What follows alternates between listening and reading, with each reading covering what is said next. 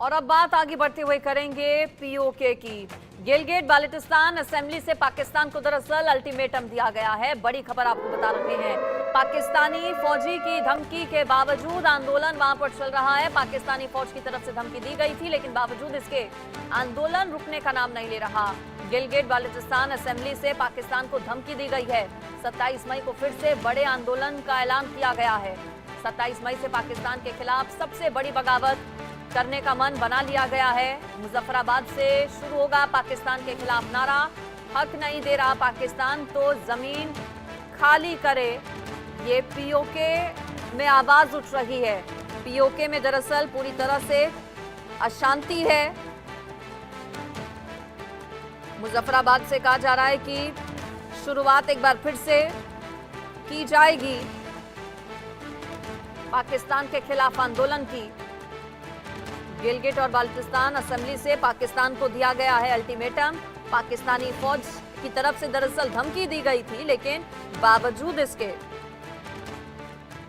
आंदोलन की बात वहां पर लोगों की ओर से की जा रही है। 27 मई से कहा जा रहा है कि पाकिस्तान के खिलाफ बड़ा आंदोलन शुरू होगा। एक बार फिर से पीओके सुलग रहा है और इस बीच दर्शकों की जानकारी के लिए बताते हैं कि पीओके है क्या। दरअसल 1947 में पाकिस्तान ने कश्मीर के एक हिस्से पर जबरन कब्जा कर लिया था। 1300 वर्ग किलोमीटर एरिया में फैला है ये इलाका। 40 लाख से ज्यादा की आबादी है इस इलाके की। कहने के लिए पीओके में एक अलग सरकार भी काम करती है, लेकिन कठपुतली सरकार पर पाकिस्तान का पूरा कंट्रोल होता है। पाकिस्तानी फौज लोगों पर बेहिसाब बेइंतहा जुल्म ढाती है। आईएसआई की शय पर कई आतंकी संगठनों के ट्रेनिंग कैंप भी इस इलाके में चलते हैं, लेकिन वहां के लोग मानो अब ये मन बना चुके हैं कि पाकिस्तान से आजादी चाहते हैं, वो पाकिस्तान से अलग होना चाहते हैं वो, और पाकिस्तान की सरकार के खिलाफ बगावत पीओके के लोगों ने पूरी तरह से अपना ली है और आंदोलन लगातार पिछले कई दिनों से पीओके में देखने को मिल रहे हैं। मेरे साथ इस पर defence expert group captain retired U K Devnath sir जुड़ गए हैं। यूके देवनाथ सर, अल्टीमेटम दिया गया पाकिस्तान की फौज की ओर से, लेकिन बावजूद इसके पीओके के लोग अब मानने को तैयार नहीं हैं। वो मन बना चुके हैं कि इस बार आर या पार। जी हाँ, पीओके के लोग जो हैं बहुत ईमानदार होते हैं, मेहनत करते हैं और ट्राइबल नेचर के होते हैं, यानी ज्यादा कॉम्प्लिकेटेड सोच नहीं पाते हैं, तो वो जो भी करते हैं अपने दिल से करते हैं। अब जब पाकिस्तान की सरकार पीओके के लोगों को धमका रही है, फौज भेज रही है, पुलिस भेज रही है, वहां पे पीओके के लोगों के ऊपर जुल्म कर रही है, तो पीओके के लोगों को एक ही सिंपल रेस्पॉन्स होता है, जो कि किसी भी भोले भाले मनुष्य का होता है, कि वो पाकिस्तान की सरकार के विरुद्ध बगावत करेंगे।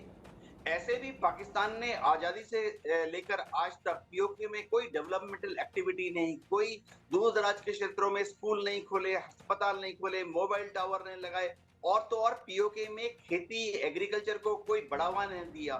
तो पीओके लोगों को लगता है कि पाकिस्तान की जो एडमिनिस्ट्रेशन है, जो रावलपिंडी में बैठे हैं, जो इस्लामाबाद में बैठे हैं, वो दूर से उनके ऊपर राज कर रहे हैं।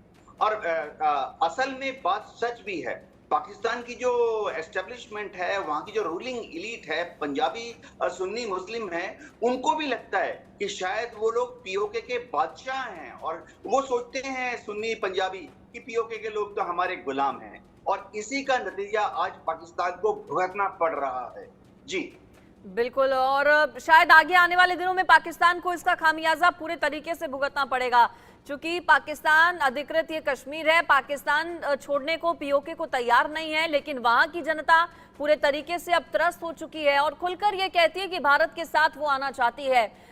यूके देवनाथ सर, अब चूंकि जनता पूरी तरह से मन बना चुकी है और एक तरह से मोर्चा खोल दिया है पाकिस्तान के सरकार के खिलाफ, वहां की आर्मी के खिलाफ, तो क्या ऐसे में अब वाकई में वो वक्त आ चुका है जब बहुत जल्द पीओके भारत का हिस्सा होगा? अंजलि, अगर आप पिछले 50-60 साल का हिस्ट्री देखें, तो पीओके के जो लोग हैं, उन्होंने कभी भी अपने को पाकिस्तान के निकट नहीं पाया। पीओके के लोग दिल और दिमाग से और जज्बातों से हमेशा भारत के कश्मीर से जुड़े हुए थे।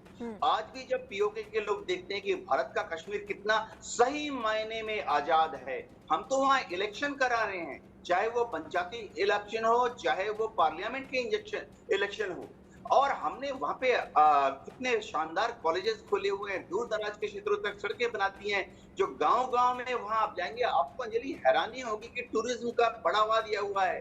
लोगों ने छोटे-छोटे होटल, रेस्टोरेंट, ढाबे खोले हुए हैं। गाँव में लोग पैसा कमा रहे हैं टूरिज्म की वजह से। इस साल अब तक 1 करोड़ 2 करोड़ टूरिस्ट वहां जा चुके हैं। ऐसी हालत में पीओके के लोग जब देखते हैं कि उनके जो भाई, उनके जो रिश्तेदार, काफी सारा रोटी बेटी का भी रिश्ता है, वो लोग भारत के कश्मीर में कितने खुश हैं, अमन पसंद है और तरक्की के रास्ते में जा रहे हैं। ऐसे में पीओके के लोग खुद चाहते हैं कि वो भारत के कश्मीर में मिल जाएं, भारत का हिस्सा बन जाएं।